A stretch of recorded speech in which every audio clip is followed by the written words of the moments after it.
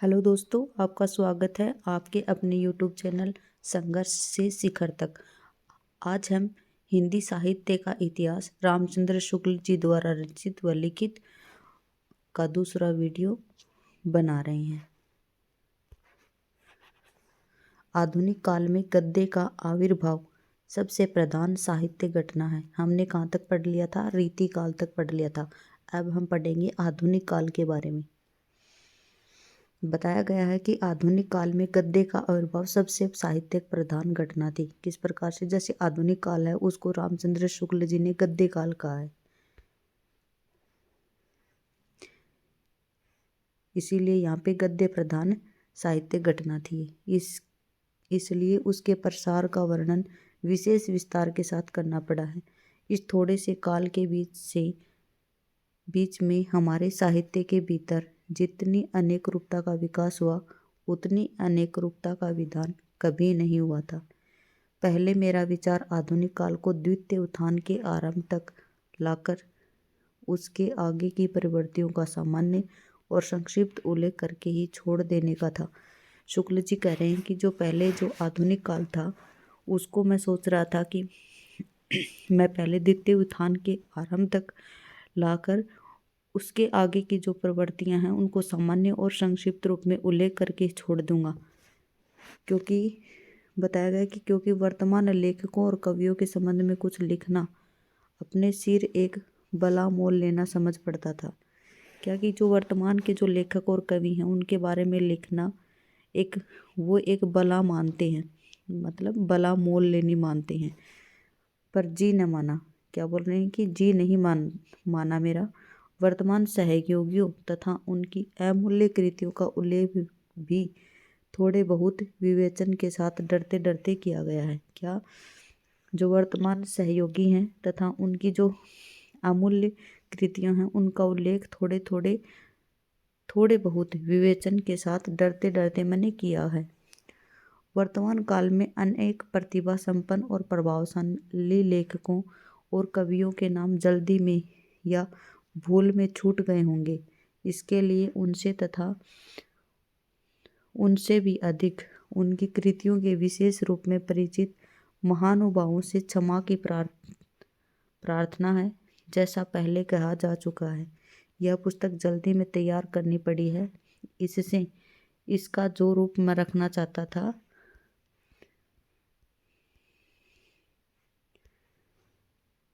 वह भी इसे पूरा नहीं प्राप्त हो सका।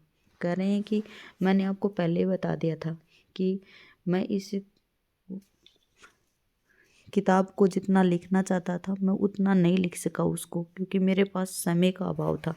और जिन कवियों की या महानुभावों की या फिर जो सराहनीय जो कवि हैं, लेखक हैं, अगर उनका नाम छूट भी गया भूलवश तो वो मैं क्षमा का प्रार्थी हूँ। और उन कवियों व लेखकों की अगर भूलवश कोई कृतियाँ भी छूट गई हों तो मैं क्षमा का प्रार्थी हूँ। मैं बार बार यही बात कहता हूँ कि मैं जितना इसमें लिखना चाहता था वो पूरा मुझसे प्राप्त नहीं हो सका। ये रामचंद्र शुक्ल जी कह रहे हैं अपनी कृति के बारे में। कवियों और लेखकों के नाम उल्लेख के संबंध में एक बात का निवेदन और है। क्या बोल रहे हैं वो? कि जो कवि और लेखक हैं उनके नाम उल्लेख के संबंध में एक बात का और निवेदन कर रहे हैं। क्या कर रहे हैं? इस पुस्तक का उद्देश्य संग्रह नहीं था। संग्रह मतलब इस पुस्तक का उद्देश्य कुछ इकट्ठा करना नहीं था, संग्रह नहीं था। इससे आधुनिक काल के अंतर्गत सामान्य लक्षणों और प्रवृत्तियों के वर्णन की ओर भी अधिक ध्यान नहीं गया है।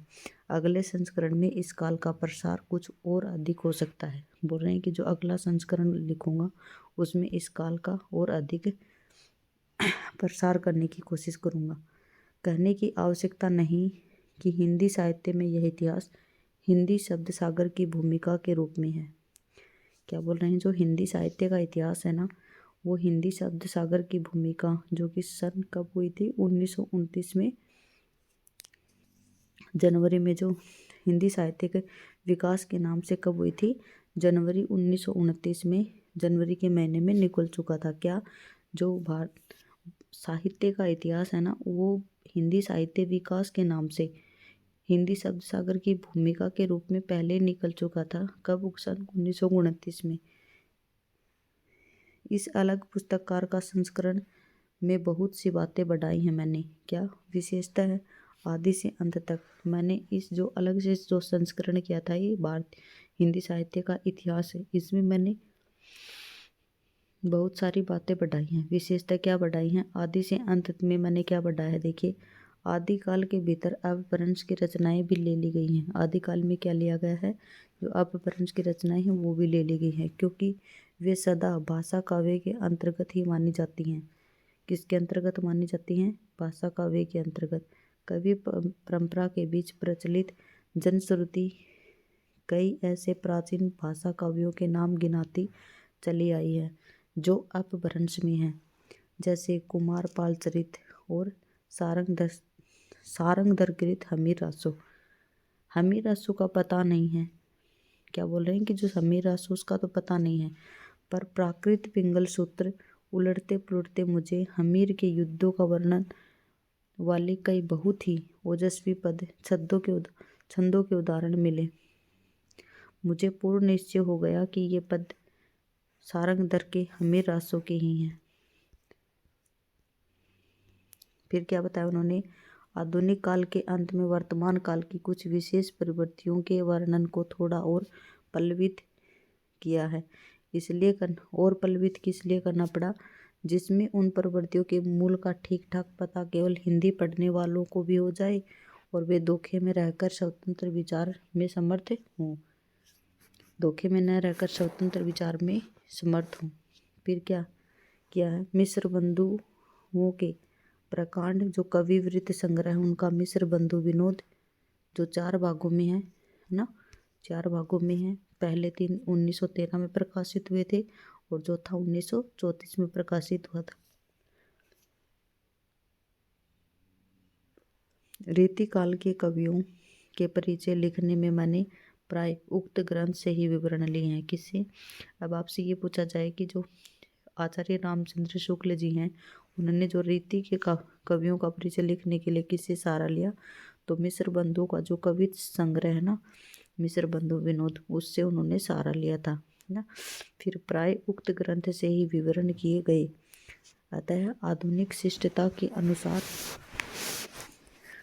उसके उत्साही और परिश्रमी संकलनकर्ताओं को धन्यवाद देना मैं जरूरी नहीं समझता। ठीक है। आगे उन्होंने लिखा है, हिंदी पुस्तकों की खोज की रिपोर्टों को मुझे समय समय पर विशेषतः संदेह के स्थल आने पर उलटनी पड़ी हैं। राय साहब बाबू श्याम सुंदर दास BA के हिंदी जो गोविंद रत्नमाला है उसमें श्रीयुत पंडित रामनरेश त्रिपाठी की कविता कौमुदी और श्री वियोगी हरि जी की ब्रज माधुरी सार से भी बहुत कुछ सामग्री मिली है। क्या बताया है कि मैंने किस किस से सामग्री ली है? राय साहब बाबू श्याम सुंदर दास की जो BA की हिंदी गोविंद रत्नमाला उससे, और श्रीयुत पंडित रामनरेश त्रिपाठी की कविता कौमुदी, श्री वियोगी जी हरि के ब्रज माधुरी सार से मैंने बहुत कुछ सामग्री मिली है। अतः उक्त तीनों महानुभावों के प्रति अपनी कृतज्ञता प्रकट करता हूँ। आधुनिक काल के प्रारंभिक प्रकरण लिखते समय जिन कठिनता का सामना करना पड़ा उसमें मेरे बड़े पुराने मित्र कौन थे? केदारनाथ पाठक ही काम आए। कौन आए थे? केदारनाथ पाठक उनके काम आए थे। पर न आज तक मैंने उन्हें किसी बात के लिए धन्यवाद दिया, न अब देने की हिम्मत करता हूँ। धन्यवाद को वे आजकल एक बदमाशी समझते हैं। इस कार्य में मुझसे जो भूल हुई है उसमें सुधार की, जो त्रुटियां रह गई हैं उनकी पूर्ति की, और जो अपराध बन पड़े हैं उनकी क्षमा की पूरी आशा करके मैं अपने श्रम में कुछ संतोष लाभ कर सकता हूँ। ये कौन लिख रहे हैं? रामचंद्र शुक्ल जी ने लिखा है। फिर उन्होंने क्या लिखा? इसका जो संशोधित और जो परिवर्धित संस्करण है उसके संबंध में 2 बातें और लिखी उन्होंने। चलिए देखते हैं 2 बातें कौन सी हैं। कई संस्करणों के उपरांत इस पुस्तक में परिमार्जन का पहला अवसर मिला। क्या हुआ, जो कई संस्करण निकालने के बाद में जो इस पुस्तक है उसमें परिमार्जन के का पहला अवसर मिला। इससे इसमें कुछ आवश्यक संशोधन के अतिरिक्त बहुत सी बातें बढ़ानी पड़ी थी। आदिकाल के भीतर जो ब्रज यानी सिद्ध हैं और जो नाथपति योगी हैं, उनकी परंपराओं के जो कुछ विस्तार के साथ वर्णन दिखाने के लिए करना पड़ा। फिर क्या हुआ, कबीर द्वारा जो प्रवर्तित निर्गुण संत मत के प्रचार के लिए किस प्रकार उन्होंने पहले से रास्ता तैयार कर दिया था। दूसरा उद्देश्य यह स्पष्ट करने का था कि सिद्ध और योगियों की रचनाएं साहित्य कोटि की नहीं आती। योग धारा काव्य व साहित्य की कोई धारा नहीं मानी जा सकती। भक्ति काल के अंतर्गत स्वामी रामानंद नामदेव पर विशेष रूप से विचार किया, क्योंकि उनके संबंध में अनेक प्रकार की बातें प्रचलित हैं। भक्ति काल के अंतर्गत कौन थे, जो स्वामी रामानंद और नामदेव के विशेष रूप से विचार किया गया, क्योंकि उनके संबंध में अनेक प्रकार की बातें प्रचलित हैं। रीति काल में सामान्य परिचय में हिंदी के अलंकार ग्रंथों की परंपरा का उद्गम और विकास कुछ अधिक विस्तार के साथ दिखाया गया है। घनानंद आदि कुछ मुख्य कवियों की आलोचना परिचय भी विशेष रूप से मिलेगा। फिर आधुनिक काल के बारे में बताया। आधुनिक काल के भीतर खड़ी बोली के गद्य का विकास, इधर जो कुछ सामग्री मिली उसकी दृष्टि से एक नए रूप में सामने लाया गया। हिंदी के मार्ग में जो विलक्षण बाधाएं पड़ी उनका भी सविस्तार उल्लेख है। पिछले संस्करणों में वर्तमान अर्थात आजकल चलते हुए साहित्य के मुख्य प्रवृत्तियों का संकेत मात्र करके छोड़ दिया गया है। इस संस्करण के समसामयिक साहित्य का अब तक का आलोचनात्मक विवरण दे दिया गया है, जिससे आज तक के साहित्य की गतिविधि का पूरा परिचय प्राप्त होगा। आशा है कि इस संशोधित और प्रवर्धित रूप में यह इतिहास विशेष उपयोगी सिद्ध होगा। ये लिखा है रामचंद्र शुक्ल जी ने।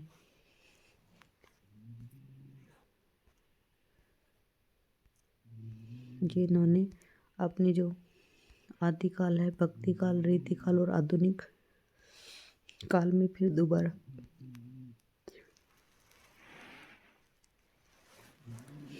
दोबारा संशोधित किया उन्होंने। तो संशोधित किया, उसके बाद में आदिकाल, भक्ति काल, रीति काल और आधुनिक काल में उन्होंने क्या जोड़ा था उसके बारे में बताया गया है। फिर अब देखते हैं परिचय किस प्रकार से कि जो हिंदी है, इन्होंने अपने जो हिंदी साहित्य का इतिहास है इसमें ये एक पृष्ठ दिया है जिसमें परिचय दिया है उन्होंने कि हिंदी की जो ये रचना है या फिर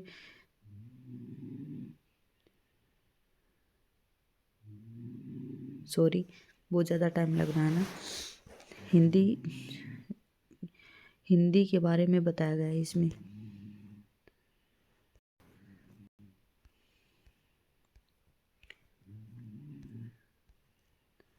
इस परिचय में बताया गया है कि जो हिंदी शब्द सागर है, या फिर यहाँ पे बताया गया है इसके बारे में कि जो हिंदी में जो काशी नागरी प्रचारणी सभा है उसके द्वारा जो ग्रंथमाला का प्रकाशन करवाया गया था, उसकी व्यवस्था किस प्रकार से हुई, किसने करवाई थी, कहाँ से ये शुरू हुआ था, इसके बारे में बताया गया है।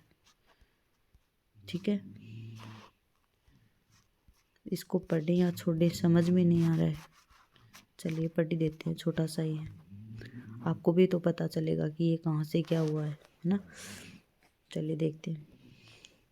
जयपुर राज्य के शेखावाटी प्रांत में खेतड़ी राज्य है।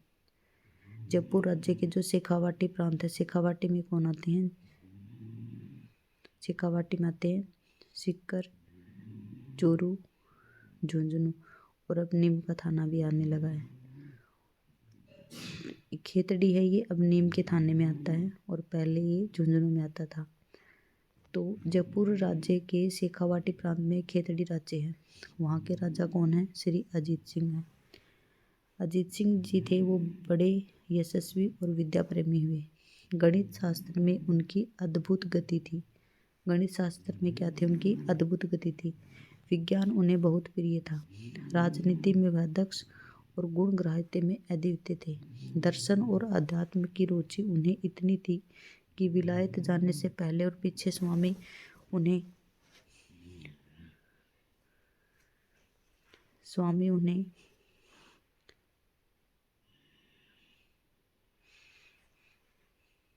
विलायत जाने से पहले और पीछे स्वामी विवेकानंद उनके यहाँ महीनों रहे थे। स्वामी जी से घंटों शास्त्र चर्चा हुआ करती। राजपुताने में प्रसिद्ध है कि जयपुर के जो पुण्य श्लोक महाराज श्री राम सिंह जी को छोड़कर ऐसी सर्वतोमुखी प्रतिभा राजा अजीत सिंह में ही दिखाई देती है। राजा अजीत सिंह की रानी कौन थी? आउवा में जो मारवाड़ चंपावत जी के गर्भ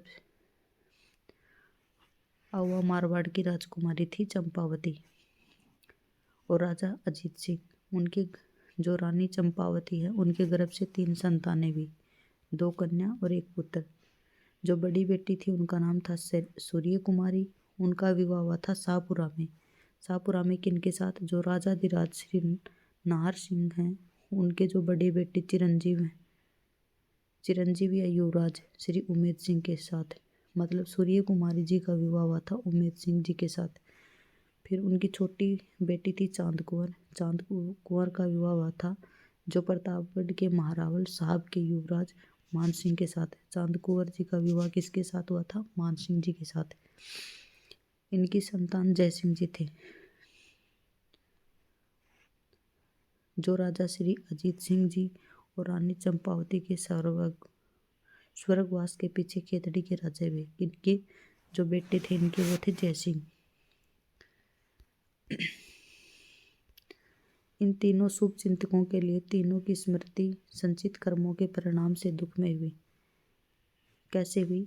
जय सिंह जी का स्वर्गवास 17 वर्ष की आयु में हो गया था। किसका?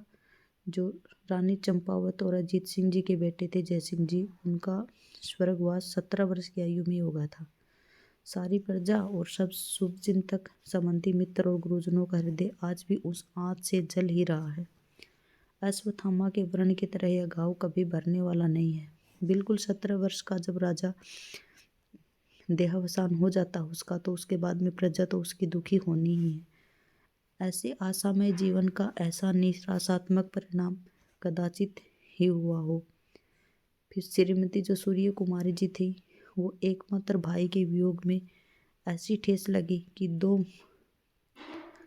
दो ही वर्ष में उनका शरीरांत हो गया। श्रीमती चांद कुंवर बाई जी को वैधम्य की विषय यातना भोगनी पड़ी।